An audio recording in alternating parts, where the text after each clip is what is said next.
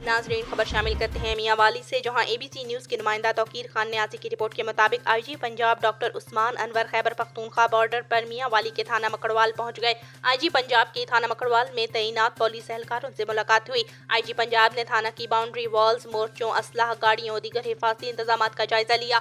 IG Punjab की खारजी दहशतगर्दों के हमला को नाकाम बनाने पर पुलिस, एलियट और सीटीडी एहलकारों को शाबाश, हाथ चूमे और गले भी लगाया। आईजी पंजाब ने सरहदी मकड़वाल पर तैनात एहलकारों को कैश अवार्ड से नवाजा और साथ खाना भी खाया। इस मौके पर आईजी पंजाब का कहना था कि सरहदी थानों और चौकियों को जदीद साजो सामान, गाड़ियों और असला से लैस कर रहे हैं और मुश्किल तरीन हालात में फराइज की शानदार इंजामदही पर सरहदी थानों और चेक पोस्टों के अमला को खराज तहसीन पेश करते हैं।